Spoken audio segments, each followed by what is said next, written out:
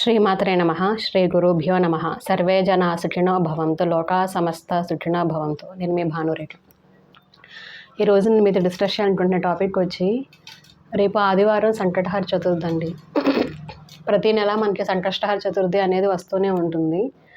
దానిని చాలా నియమనిష్టలతో, అంటే సంకష్టహర చతుర్థి ఒక వ్రతం కూడా ఉంటుందండి. అంటే దానిని ప్రత్యేకమైన విధానం, అంటే ఉదయం లేచినప్పటి నుంచి కూడా మంచిగా గణపతిని ధ్యానిస్తూ ఉపవాసం ఉంటూ, సాయంత్రం చంద్రుడు వచ్చిన తర్వాత, అంటే చంద్రోదయం అయిన తర్వాత గణపతుల వారికి ఇష్టమైన ఆహార పదార్థాలు, అంటే నైవేద్యాలు వండి చక్కగా పూజ చేస్తారనమాట. చేసి కథను కూడా చదువుతారు, వ్రత కథని.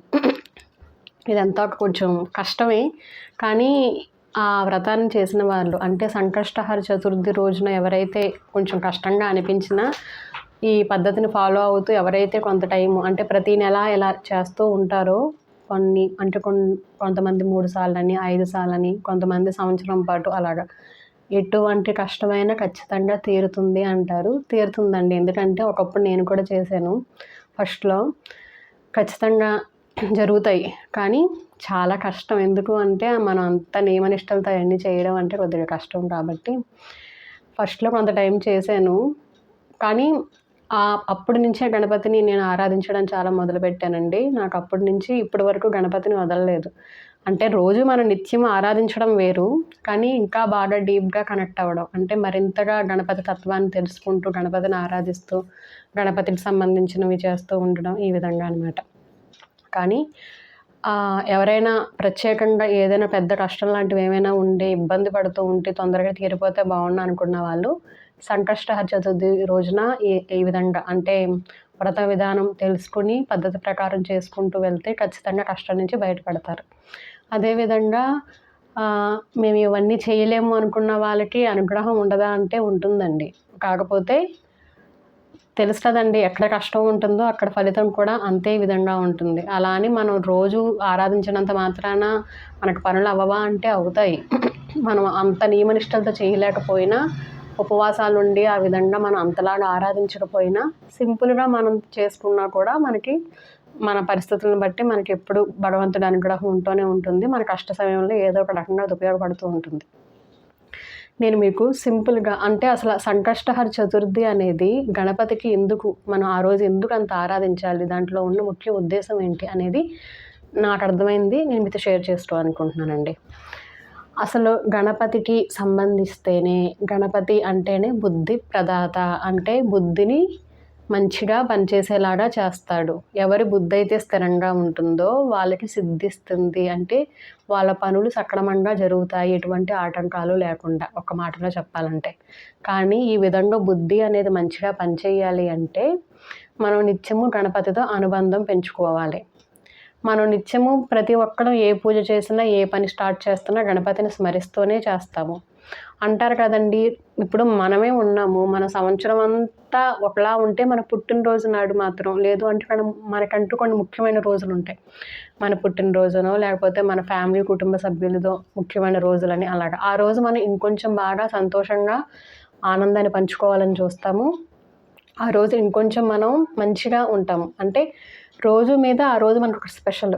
అదేవిధంగా గణపతిని ఆరాధించే వాళ్ళు కూడా రోజు గణపతిని ఆరాధిస్తాము, మంచిది. కానీ గణపతితో తొందరగా కనెక్ట్ అవ్వాలి అనుకున్న వాళ్ళు, గణపతికి ఇష్టమైన తిథి ఏంటి అంటే చవితి, అంటే పాడ్యమి, విధియ, తదియ, చవితి. అమావాస్య తర్వాత వచ్చే 4వ రోజు, అంటే 4వ తిథి చవితి తిథి. అదేవిధంగా పౌర్ణమి తర్వాత వచ్చే 4వ తిథి చవితి తిథి. ఈ చవితి తిథి రోజున గణపతిని ఆరాధిస్తారు. ఎందుకు అంటే ఆ 4 అన్న నెంబర్కి గణపతికి చాలా ప్రత్యేకమైన సంబంధం ఉందండి. ఇప్పుడు ఈ చవితి తిథి అనేది చాలా ఇష్టం గణపతికి.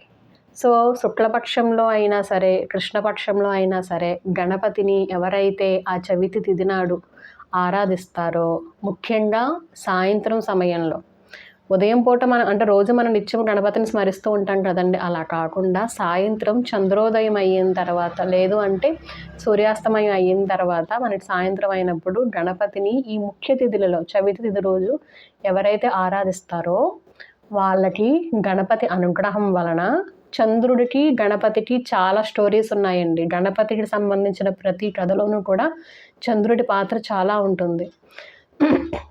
ఎందుకు అంటే మనకి అదే చెప్పాలనుకుంటున్నారు. చంద్రుడు మన మనస్సు మీద ప్రభావితం చూపిస్తాడు. దాని వలన మన భావోద్వేగాలు అనేవి సరిగ్గా పనిచేయవు. భావోద్వేగాలు అనేవి ఎప్పుడైతే సరిగ్గా పనిచేయవో అంటే కోపము, ప్రేమ, జాలి, దయ ఈ విధంగా భావోద్వేగాల్లో కూడా మంచి చెడు రెండూ ఉన్నాయి. అవి ఉండవలసిన మోతాదుకి మించి అతిగా ఉన్నప్పుడు మన ఆరోగ్యం మీద, మన ఆలోచనల మీద, మనం తీసుకునే నిర్ణయాల మీద చాలా తీవ్రమైన ప్రభావం చూపిస్తూ ఉంటుంది. ఆ విధంగా మనం సరైన నిర్ణయాలు తీసుకోకపోవడం వలన మనం లేని కష్టాలు తెచ్చుకుంటాం కొన్నిసార్లు. ఉన్న కష్టాల నుంచి బయటపడలేము ఇంకొన్నిసార్లు. ఈ విధంగా జరుగుతూ ఉంటాయి. అంటే వీటన్నిటికి కారణం ఏంటి అంటే మనస్సు కంట్రోల్‌లో ఉండకపోవడము. ఈ మనస్సు మీద ప్రభావం చూపిస్తుంది ఎవరు అంటే చంద్రుడు.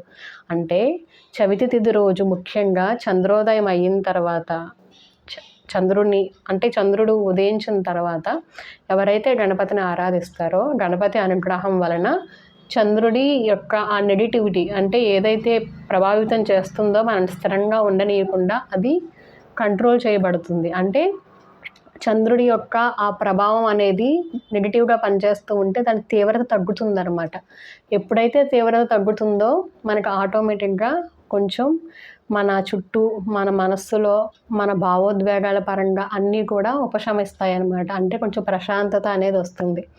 ఎప్పుడైతే మనం కొంచెం ప్రశాంతంగా ఉంటామో మంచి ఆలోచనలు ఉంటాయి. మంచి ఆలోచనలు ఎప్పుడైతే ఉంటాయో మంచిగా బుద్ధి పనిచేస్తుంది. బుద్ధి ఎప్పుడైతే మంచిగా పనిచేస్తుందో మనం సరైన నిర్ణయాలు తీసుకుంటాం. మన కష్టాల నుంచి బయటపడుతూ ఉంటాం. మన పనులు వేరే వాళ్ళ మీద ఆధారపడి ఉన్నాయి. వేరే వాళ్ళు మనల్ని ఇబ్బంది పడుతున్నారు. లేదు అంటే మనకు జరగవలసిన పనులు మన చేతుల్లో కాకుండా వేరే వాళ్ళ మీద ఉన్నాయి. అంటే వేరే వాళ్ళ చేతుల్లో ఉన్నాయి. వాళ్ళు మనకి సరిగ్గా సహకరించట్లా. ఎప్పుడైతే గణపతిని ఆరాధిస్తామో కష్టాలు తీరుతాయి. ఏ విధంగా అంటే వాళ్ళ భావోద్వేగాల్ని కంట్రోల్ చేసి, వాళ్ళ మనస్సుని మంచిగా ఉంచి, ఆ పనిని చేసేలాగా వాళ్ళ ద్వారా అంటే వాళ్ళ వల్లే కదండి ఇప్పుడు ఆ పని అవ్వట్లేదు ఆటంకం. వాళ్ళ మనసు ఎప్పుడైతే స్థిరంగా ఉండి కొంచెం బుద్ధి సరిగ్గా పనిచేస్తుందో అప్పుడు వాళ్ళు తగ్గుతారు. మన పని జరుగుతుంది. అప్పుడు మనకి అనుకూలంగా జరుగుతుంది. మన కష్టం తీరుతుంది. ఈ విధంగా చవితి తిథి రోజు అది శుక్లపక్షమైనా కృష్ణపక్షమైనా సరే గణపతిని ఆరాధిస్తే చాలా మంచిది. ముఖ్యంగా కృష్ణపక్షంలో ఆరాధించాలి. ఎందుకు అంటే ఆ రోజే సంకటహర చతుర్థి. సంకటాలు అంటే కష్టాలు. హర అంటే హరించుకుపోవడం. అంటే గణపతిని ఆ రోజు ఎవరైతే ఆరాధిస్తారో వాళ్ళ జీవితాల్లో కష్టాల నుంచి బయటపడతారు. ఏ విధంగా అంటే ఇప్పుడు చెప్పిన విధంగా, ఇప్పుడు ఇదంతా చెప్పాను కదండి మనసు ఏ విధంగా పనిచేస్తుంది దాని వలన.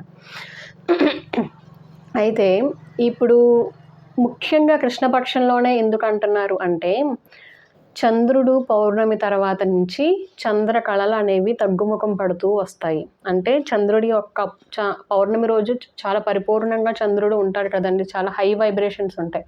అది చాలా మంచిది ఆ కిరణాలు మనం తీసుకున్నా కూడా అంటే మనం గ్రహిస్తే.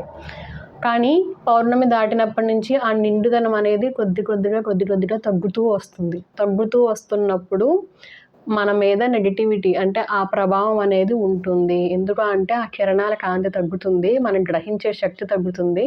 కాబట్టి మన మనస్సు మీద ప్రభావితం పడుతుంది. ఆ ప్రభావం పడుతున్నప్పుడు మళ్ళీ ఇవన్నీ జరుగుతూ ఉంటాయి. మన చుట్టూ పరిస్థితులు మనలోన ఈ విధంగా జరుగుతూ ఉన్నప్పుడు మనకి మనస్సు మళ్ళీ సరిగ్గా నిర్ణయాలు తీసుకోలేదు, ఆలోచించలేదు, కష్టాల నుంచి బయటపడలేము. కాబట్టే ముఖ్యంగా చంద్రుడు ఆ సమయంలో కాంతి తగ్గుతూ కృష్ణపక్షం అంతా వస్తూ ఉన్నాడు. కానీ పౌర్ణమి దాటి కృష్ణపక్షం అంటే 4వ చవితి రోజు అంటే చవితి రోజు 4వ తిథి ఏదైతే ఉందో ఆ రోజుకి ఇంకా చంద్రుడు బాగానే ఉంటాడండి. అంటే పూర్తిగా చంద్రకిరణాలు అనేవి తగ్గిపోవు.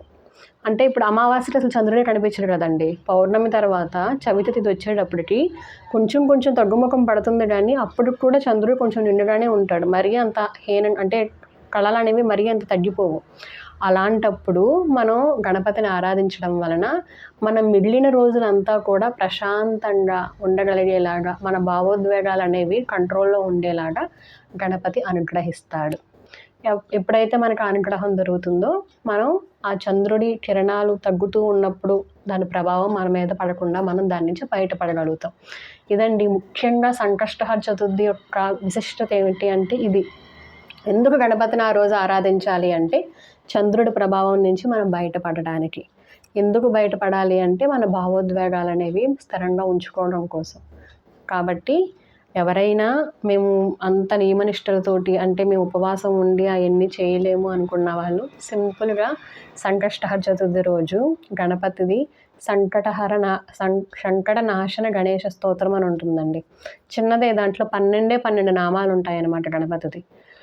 అంటే స్తోత్రం చాలా ఒక 10 లైన్స్ వరకు ఉంటుందండి, ఒక 10 లైన్ల వరకు ఉంటుంది. కానీ దాంట్లో ముఖ్యంగా 12 నామాలు ఉంటాయన్నమాట గణపతివి.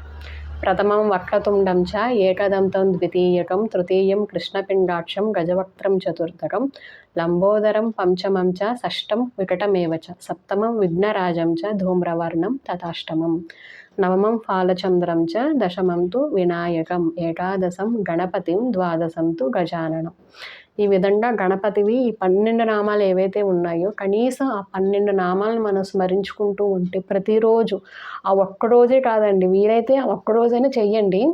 కానీ చాలా ఈజీ 12 నామాలు మనం గుర్తుపెట్టుకోవడం. ఆ లైన్లో కనీసం ఆ లైన్లైనా గుర్తుపెట్టుకొని ఆ 12 నామాలని మనం స్మరిస్తూ ఉంటే ప్రతిరోజు గణపతికి నమస్కరించినప్పుడు ఆ 12 నామాలు మనం స్మరించుకుంటూ ఉంటే గణపతి ఆ 12 నామాలు అంటే 12 రూపాల్లో మనకి తోడుగా ఉంటాడు. ఎప్పుడైతే ఆ గణపతి ఆ విధంగా అనుగ్రహిస్తాడో మనకు కష్టాల నుంచి బయటపడుతూ ఉంటాం.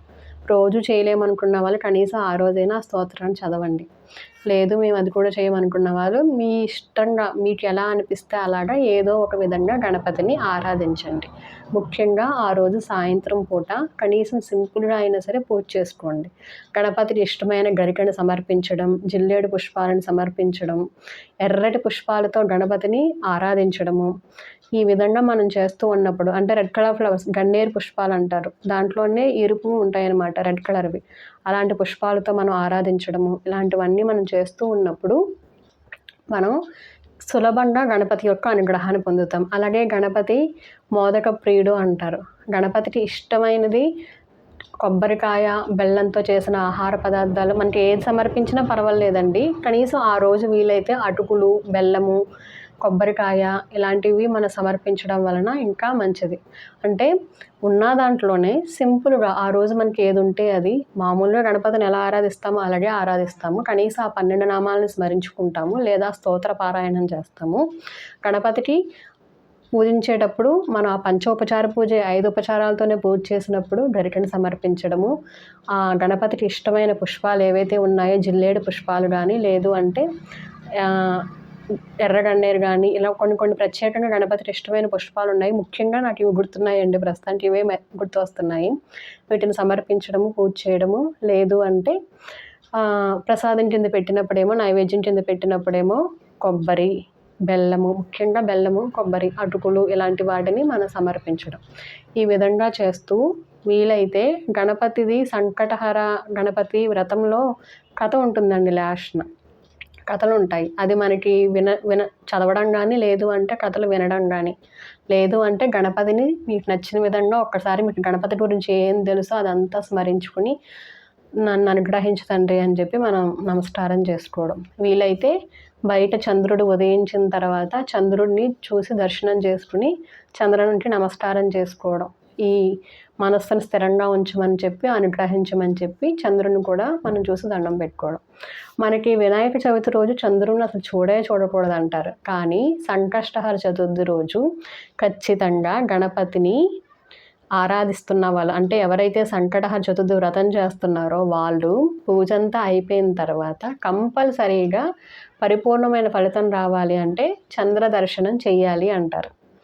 ఆ రోజు చేయకూడదు, ఎప్పుడు అంటే సంవత్సరానికి ఒక్క రోజు వచ్చి వినాయక చవితి రోజు. కానీ మనం మిగతా సమయాల్లో అంటే ఈ శుక్లపక్షంలో వచ్చే చవితి రోజైనా, కృష్ణపక్షంలో వచ్చే చవితి రోజైనా సరే కంపల్సరీగా గణపతిని గణపతి అనుగ్రహం పరిపూర్ణంగా రావాలి అంటే గణపతిని ఆరాధించడంతో పాటు చంద్రుడిని కూడా చూసి నమస్కారం చేసుకోవాలి.